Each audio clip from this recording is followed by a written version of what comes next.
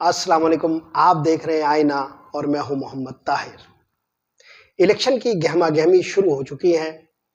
چاروں طرف کاغذات نامزدگی کے فارم لیے جانے کا شور ہے اور اس کے ساتھ متوازی طور پر کچھ اقدامات ہیں،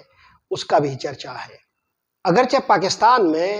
army chief general Asim Munir صاحب کے حوالے سے ایک بیان کا بھی ذکر ہو رہا ہے جس میں انہوں نے کہا ہے کہ الیکشن کچھ وقت کے لیے تاخیر کا شکار ہو سکتا ہے، لیکن میں نے امریکہ میں اپنے ان دوستوں سے بات کی جو اس محفل میں شریک تھے، تو انہوں نے اپنا تاثر جو مجھے منتقل کیا وہ کچھ مختلف ہے۔ ان کے مطابق آرمی چیف یہی کہنا چاہ رہے تھے کہ الیکشن ہر صورت میں ہو جائیں گے، مگر چونکہ اگر کوئی ڈومیسٹک سطح پر کوئی پرابلم ہے یا الیکشن کی انتظامات کے حوالے سے کوئی دقت پیش آئی تو تاخیر کے بھی شکار ہوئے تو یہ چند ہفتے ہی ہو سکتے ہیں۔ مجموعی طور پر جو مفہوم اس کا بنتا ہے وہ یہ کہ الیکشن اب ایک ناگزیر حقیقت ہے، اور اگر یہ تاخیر سے بھی دوچار ہوئے تو زیادہ دیر ٹالے نہ جا سکیں گے۔ مگر یہ تاثر منفی طور پر پاکستان میں راسخ ہوا تو آج ہمیں پاکستان میں آرمی چیف صاحب کے حوالے سے اوورسیز پاکستانیوں سے ہونے والی گفتگو میں یہ خبر بھی پڑھنے کو ملی اور سننے کو ملی کہ پاکستان میں 8 فروری کو ہی انتخابات ہو جائیں گے۔ لہٰذا انتخابات ہونے یا نہ ہونے کی بحث سے قطع نظر ہمیں توجہ انتخابات کی ان سرگرمیوں، گہما گہمی اور گرما گرمی پر رکھنی چاہیے جو لیول پلینگ فیلڈ سے متعلق ہونے والے سوالات کے شور میں ہیں۔ پاکستان تحریک انصاف کے حوالے سے اب ہر جگہ یہ بات سنائی دے رہی ہے کہ ان کے امیدواروں کو روکا جا رہا ہے۔ منظر عام پر جو واقعات ہیں وہ تو یہ ہے کہ وہ لوگ جنہوں نے کاغذات نامزدگی فارم الیکشن آفس سے حاصل کیے، وہ جب واپس جا رہے تھے تو ان سے وہ چھین لیے گئے۔ مگر کچھ ایسے واقعات بھی ہیں جن میں کچھ امیدواروں کو کاغذات نامزدگی فارم لینے سے ہی روکا گیا ہے، اور کچھ ایسے لوگ ہیں جنہیں بالواسطہ رابطوں کے ذریعے اور بلا واسطہ رابطوں کے ذریعے کہا گیا ہے کہ وہ پی ٹی آئی کے امیدوار نہ بنیں۔ اس دوران ہمیں پنجاب سے اور خیبر پختونخوا سے کچھ ایسی خبریں مل رہی ہے جو بڑی اچنبھے والی ہے۔ ایک خبر تو آپ کو یہ حیران کرتی ہے کہ انتظامی مشینری کی بھی کچھ ایسی ہیئت ترکیبی ابھی سے ہونا شروع ہو گئی ہے کہ جس میں مخصوص قسم کے نتائج لینے آسان ہو جائے، مگر ہم اس پر بات بعد کے دنوں میں کریں گے جب یہ واقعات زیادہ شارپ ہو جائیں گے اور ذرائع ابلاغ کی بھی زینت بننے لگیں گے۔ ابھی سے ہم اس کنٹروورسی کو اٹھانا نہیں چاہتے، مگر جو واقعات سامنے ہیں اس کا تذکرہ کیے دیتے ہیں۔ جن امیدواروں سے کاغذات نامزدگی فارم واپس لیے گئے یا چھین لیے گئے، ان کے نام آج کچھ اخبارات میں چھپ بھی چکے ہیں۔ اسی دوران ایک دلچسپ واقعہ یہ بھی سامنے آیا ہے کہ ایک ایسے امیدوار کو بھی گرفتار کر لیا گیا جو کاغذات نامزدگی فارم لے کر آ رہا تھا، اور گمان اس کے متعلق یہ تھا کہ یہ شاید تحریک انصاف کا امیدوار ہو۔ وہ تھانے پہنچا دیا گیا، مگر جب اس نے یہ وضاحت کی کہ وہ پی ٹی آئی سے تعلق نہیں رکھتا اور وہ تو پیپلز پارٹی کا امیدوار ہے، تو اسے رہا کر دیا گیا۔ چودھری امتیاز نامی اس امیدوار کے ساتھ ہونے والا یہ سلوک اب ہر جگہ زیر بحث آ رہا ہے۔ اس سے یہ اندازہ کیا جا سکتا ہے کہ تحریک انصاف کا راستہ روکا جانا ہر سطح پر مقصد ہے۔ یہ ہدف کتنا پورا ہو سکے گا، اور انتخابی فارم چھین لینے سے یا پی ٹی آئی کو انتخابی عمل سے دور رکھنے سے کیا انتخابی عمل پر کوئی اعتماد پیدا ہو سکے گا، اور کیا یہ مشن کامیاب ہو پائے گا، اس سوال کو ایک طرف رکھتے ہوئے میں آپ کو یہ بتانا ضروری سمجھتا ہوں کہ یہ انتخابات جس میں تحریک انصاف کا راستہ روکا جا رہا ہے، دراصل تحریک انصاف کا ہی الیکشن ہے۔ یہ الیکشن بہر صورت، بہر قیمت اور بہر کیف عمران خان سے متعلق رہے گا، منسلک رہے گا اور اسی کا پرسپیکٹو بنائے گا۔ عمران خان کو الیکشن سے روک دیا جائے یا عمران خان کو الیکشن لڑنے دیا جائے، ہر دو صورتوں میں عمران خان ہی موضوع بحث رہے گا۔ عمران خان کے انتخابات میں حصہ نہ لینے کے حوالے سے جتنی بھی رکاوٹیں کھڑی کر دی جائے، انتخابی عمل کے دوران وہ رکاوٹیں ہی زیر بحث رہیں گی۔ روئے اصل ہمیشہ غالب رہتی ہے۔ عام طور پر ہوتا یہ ہے کہ جب آپ اپنے حریف سے لڑ رہے ہوتے ہیں تو بسا اوقات اسی کی طاقت کا ذریعہ بن جاتے ہیں۔ طاقت کے فلسفے میں یہ بات کم سمجھی جاتی ہے کہ حریف اکثر اوقات اپنے حریف کے لیے سازگار ثابت ہوتا ہے۔ جب آپ عمران خان کا ہر طرح سے راستہ روکیں گے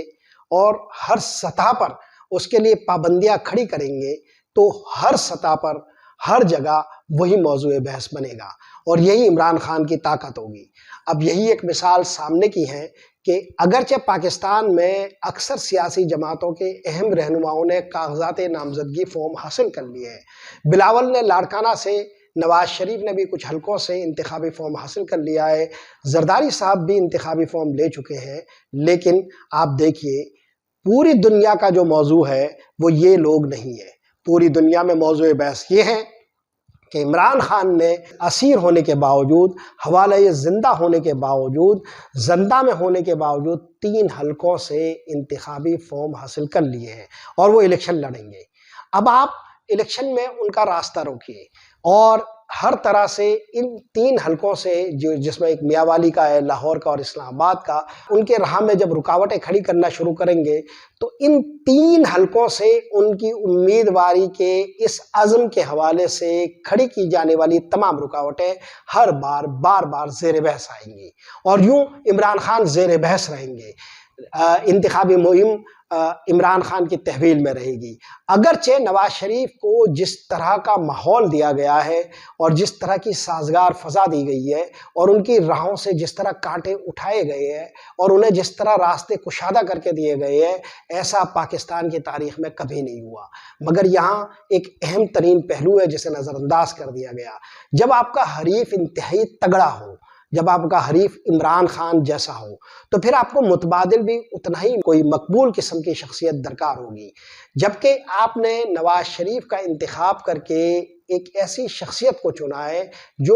پورے ملک میں نفرت کا ایک ارتکاز رکھتی ہے۔ یعنی نواز شریف صاحب اپنی مقبولیت کے اس دور سے گزر کر پاکستانی عوام میں حقارت کا عنوان بن چکے ہیں۔ ان کے ساتھ مختلف کہانیاں وابستہ ہو چکی ہیں۔ آپ عدالتوں سے انہیں مختلف مقدمات میں اور بدعنوانی کے مختلف معاملات سے بھلے ہی ان کا پلو اور دامن چھڑوا لیں اور طاقت کے ذریعے انہیں مختلف اداروں سے ریلیف بھی دلوا دیں، مگر عوام کے ذہنوں میں بو دی گئی کہانیاں اور عوام کے دماغوں میں راسخ ہو جانے والے یہ اسکینڈلز مٹائے نہیں مل سکتے۔ یوں یہ بات نہیں سمجھی جا رہی اور اس کا مناسب تجزیہ نہیں کیا جا رہا کہ عمران خان کی مقبولیت ایک الگ معاملہ ہے اور نواز شریف کی مخالفت اور نواز شریف کی نفرت ایک الگ معاملہ ہے۔ یہ ایسا نہیں ہے کہ یہ ایک دوسرے کو ریپلیس کر سکے، یعنی اگر آپ عمران خان کو منظر سے ہٹا دیں تو یہ ایسا معاملہ نہیں ہے کہ نواز شریف صاحب مقبولیت کے ایک معراج پر پہنچ کر عمران خان کا متبادل بن جائیں۔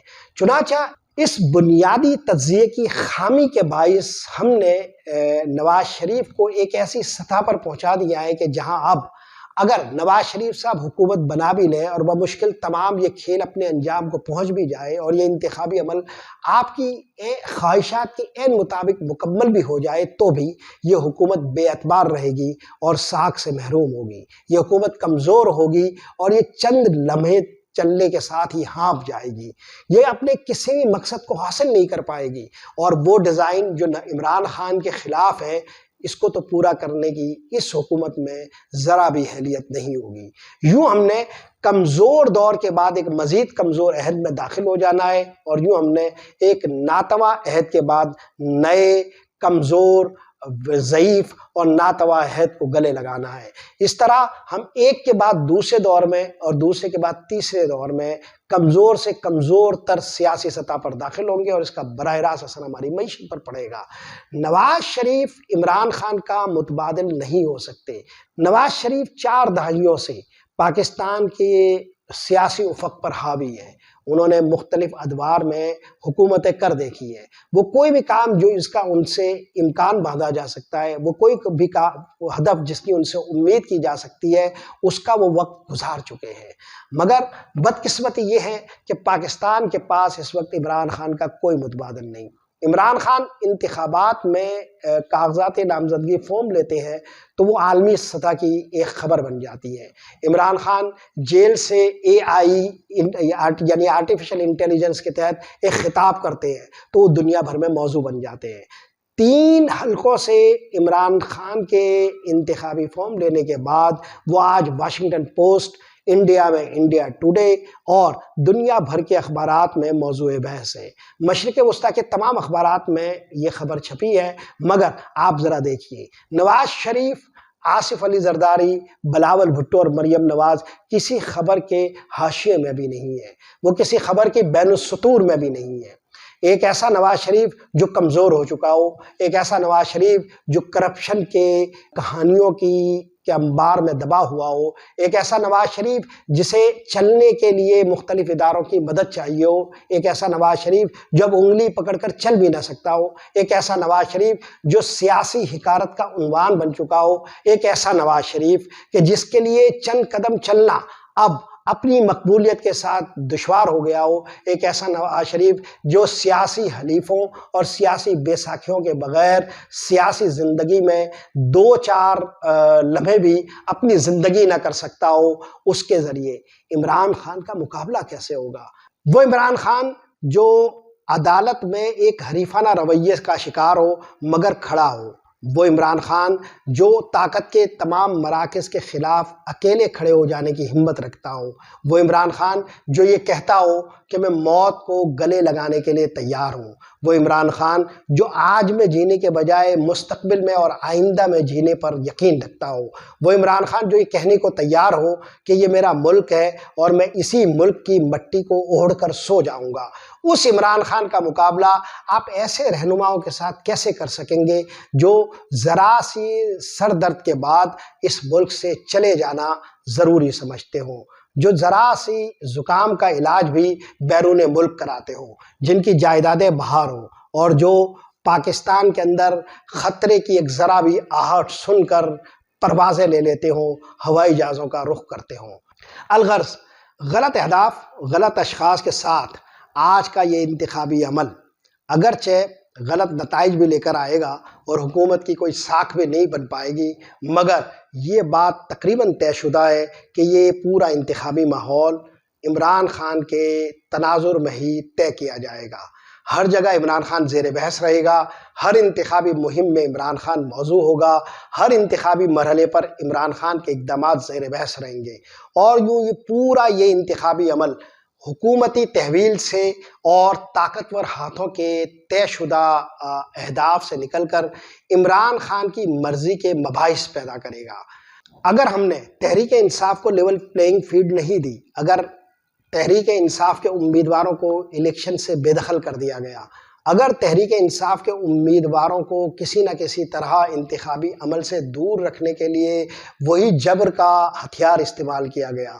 تو یہ سارے معاملات عوامی مقبولیت کے ساتھ ایک اور سمت میں بہیں گے، ایک اور طرح کی فضا پیدا ہوگی۔ یہ فضا بھی عمران خان کو ہی سازگار ہوگی۔ اسی لیے میں کہہ رہا ہوں کہ اکثر حریف اپنے حریف کے لیے سازگار ثابت ہوتا ہے، اکثر مخالف اپنے مخالف کے حق میں فضا پیدا کرنے لگتا ہے۔ یہ موجودہ حالات بھی اسی طرف نشاندہی کرتے ہیں۔ عمران خان کو سب سے زیادہ طاقتور اس کے مخالف بناتے ہیں، اور عمران خان کی مقبولیت اس کو دگنا اور دعاچھا کر دیتی ہے۔ آج کے لیے یہی کچھ۔ محمد طاہر کو اجازت دیجیے۔ اللہ نگہبان۔